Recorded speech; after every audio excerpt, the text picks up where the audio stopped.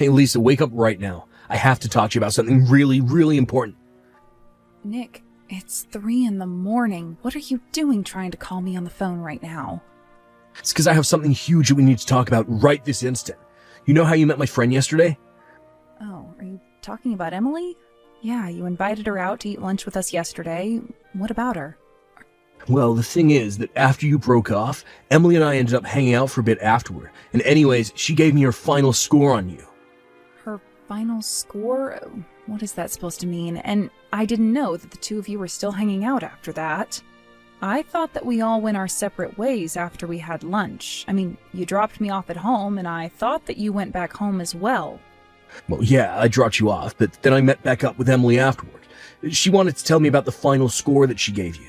She was watching you to see if you were going to be a good fit for me to marry. Sorry, so you're telling me that whole time we were having lunch, your friend was secretly judging and grading me? You do realize that we just celebrated our 10th anniversary as boyfriend and girlfriend, right? And don't you think it's about time that you and I finally got married? Of course, I realized this would be a really big decision for the both of us, so I asked my friend to try and give me an unbiased third-person perspective on you. So if I understand this, you're telling me that the whole reason you invited your friend and introduced her to me was so that you could have her rate me? Then again, I did think it was really weird that you were even introducing me to one of your friends in the first place, since I haven't really met any.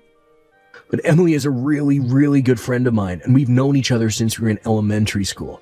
So that's why I wanted her to administer the final test to you. Well, okay, I guess that sort of makes sense. How did I do then? Did I pass in Emily's eyes? No, Lisa. I'm afraid you didn't pass at all, actually. And that's why I think that you and I should break up. Wait, what? You're telling me that Emily told you that you and I shouldn't get married? That's right. She was very honest about her opinion, and she said that you just wouldn't be a good fit for me. She told me that I would be better off looking for a better woman than you. So, I'm sorry, but that's why you and I have to break up now. I realize now how much better I could be doing. But, hold on. You mean that you're really going to break up with me because a friend told you to? We've been together for a whole decade. You can't just subject me to some test I don't even know about and decide to end it all because I didn't pass it. No, this isn't just some arbitrary thing I was putting you through. Surely you can understand how well a friend I've known as long as Emily would serve as a judge of character for me and anyone I was dating. I trust her to know who would and wouldn't be a good fit for me, so I take her advice very seriously. I don't even know what to say to that. I mean, I only met her once. How can she pretend to know me after such a short interaction? I'm sorry, but I think it's just absurd for you and I to break up over something silly like this. Lisa, you really don't know Emily like I do. She's a really sharp girl, and she knows these kind of things better than anyone else I know of. You didn't offer to get us water when we all sat down. You didn't offer Emily a bite of your food to try. You just weren't being charming at all, and Emily saw right through that. What? Are you really telling me that that's what I got failed for? It may not be enough for you, but I was more than convinced by Emily's assessment of you. So I just really don't think that I can see a future with you now. Instead, I'm going to take Emily's advice to me and break up with you before we get any deeper into this. I don't believe this. You're really just going to throw away 10 years of dating me because of what one friend tells you? This is insane. Why didn't you stick up for me at all? What should I have told her that she wouldn't have already seen? Besides, Emily is one of my best friends, and I know that she's going to know what's best for me. Maybe even more so than I would myself. So I'm sorry, but I'm not going to go against what Emily says when I know how good her intuition is. So then you're really going to go through with this? Even though we've been dating for 10 years? Even though we were talking about getting married? I'm really sorry about this, Lisa, but after hearing what Emily had to say about you, I realized that I can't marry you the way you are now. We got a long way to go before I could even think of marrying you now. Hey there, Lisa. I was watching that whole conversation between you and Nick just now.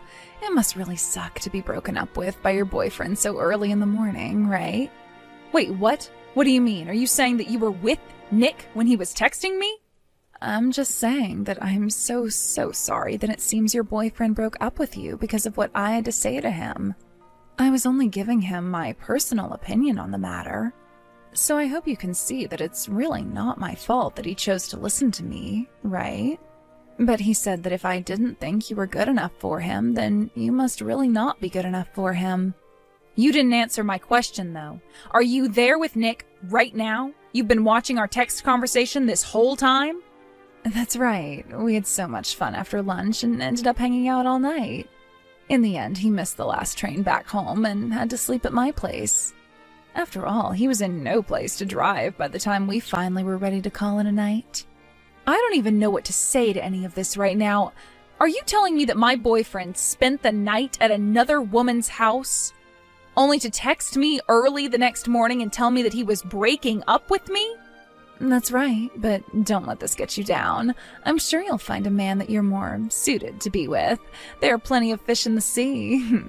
Although it is so sad that this means the end for your 10-year-long relationship with Nick. But I'm sure that someone just like Nick will come along for you at some point in the future. You just wait and don't give up hope.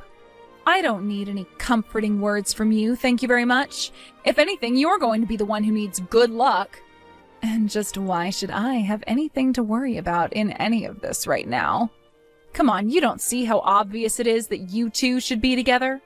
I mean, Nick may have cut me off, but you two have been friends even longer than we were dating. I think that if anything, you should probably just date Nick. Even if all you'd be doing otherwise is making him break up with his girlfriend. Oh, I see what you're trying to get at with all of this. Let me tell you that you don't have to worry about a single thing when it comes to that. I don't think I'll have to rate any more girls after you. And just what is that supposed to mean then, huh? Well, it's because I'm already taking your advice, and Nick and I are, in fact, already dating each other. So I'll never have to save him from a girl like you again. Wow. You're kidding me, right? Are you two actually going out so soon after breaking up with me? That's right. I mean, it's like Nick said, there isn't another girl in the world who knows him as well as I do. And after all this time has passed, it's clear to him that he and I are meant to be together. I think it's kind of funny the way he just perfectly transferred from you to me, but it really does make sense when you think about it. I don't think this is funny at all. You used your position as his friend to get yourself into a place where you could keep other women from him. I bet you were trying to find a way to date him this whole time, but that doesn't make you a good friend. You were just manipulating him. You really think that I won't be able to make Nick as much, if not more, happy than you were able to make him? I think the two of you are more suited for each other than you realize. Now, goodbye. Lisa, it's been so long since you and I have last talked. How have you been? You doing well? Nick, what are you doing texting me? What do you want? What is this about? Well, I was just thinking that you and I are getting pretty up there in age now, and, well, I was wondering if you'd like to marry me. Excuse me? You're really asking me if I would like to marry you? I mean, you're almost in your 40s now, aren't you? So am I, and I'm still single, so why don't you and I get married? Now hold on just a moment. I thought that you and Emily were dating each other this whole time. What happened to that? Did you two break up? Is that why you're running straight back to me? Ugh, this has got to be a joke. Don't even say her name around me. I broke up with that other woman. She got pregnant and then kept bugging me about getting married. But then it turned out that the kid she was having wasn't even mine, so we broke up because she cheated on me. You're kidding me. That's really how you two ended up splitting up? That's right. It was actually the other guy who reached out and told me about the whole thing. But I did my research and found out that the kid really wasn't mine. But I still couldn't believe it. It was just such a shock.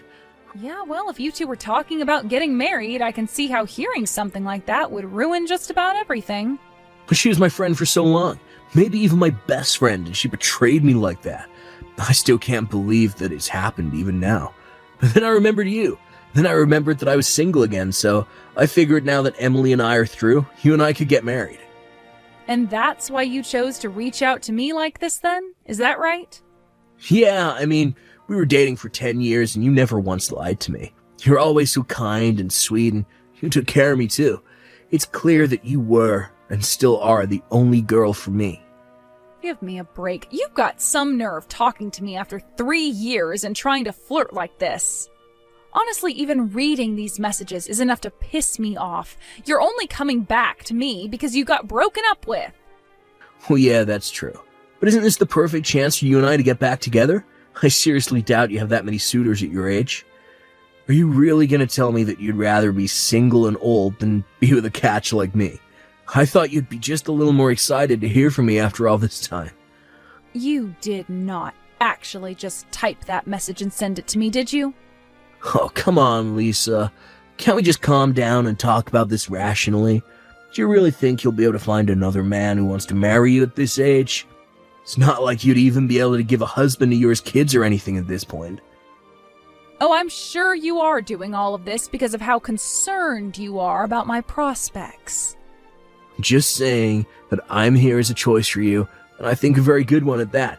Don't you remember how good it was when we were together? We can have that again. We can still even have kids if we hurry. Let's just think of the past 3 years as a short break. It's nothing compared to the decade that we spent together. I will have you know that I already have a husband and children. Thank you very much. Wait, what? What do you mean by that? I mean that I want you to stop all of this nonsense right now. Did you really think there was even a chance that you and I would end up together? You're acting as if I'm delusional when you're the one hitting up old flames because you're so desperate at your age. But good luck finding someone who'll marry you and have kids with you now. Wait, hold on a second. What do you mean that you're married and have kids? I mean, I thought that you were single. How do you have a family?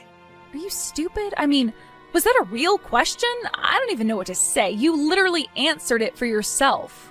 I got married, and then I started a family. It's how the whole thing works. Hold on a second. You're telling me that you got remarried. You actually managed to find a man willing to marry a woman like you.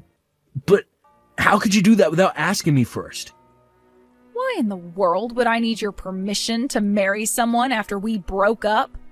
Besides, I started dating my husband a year after you left me.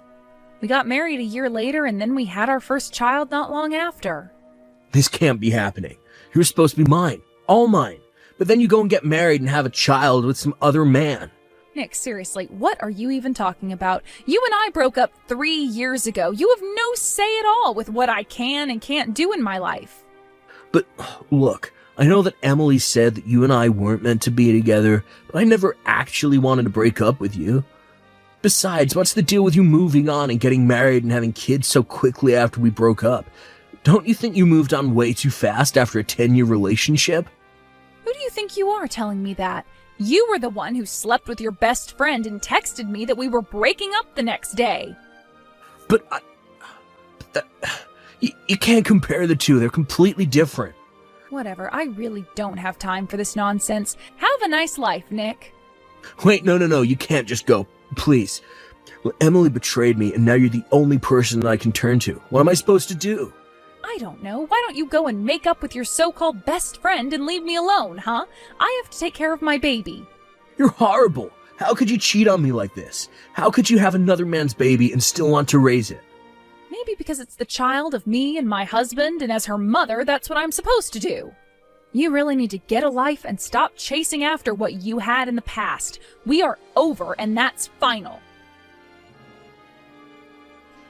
Lisa, thank you so much for the other day. Thanks to what you said, I was able to patch things up with Nick, and he and I decided to get married again. I'm going to be the best wife I can and give him a lovely family. Wow, so you two really talked things over and decided to get back together? That's right. He said that you really put his feet to the fire and made him think about a lot of things. He said that he realized it was his fault for pushing me into the arms of another man. And he also took responsibility for me having another man's baby as well. I don't know what you said to him, but thank you so much for convincing him to get back with me. I really didn't do anything for you or him, but whatever.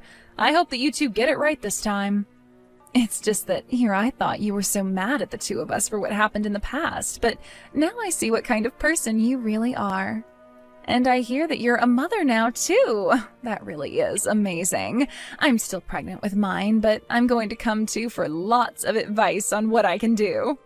And if you want to give me a bunch of old baby things that you have, like toys and clothes, that would really be great.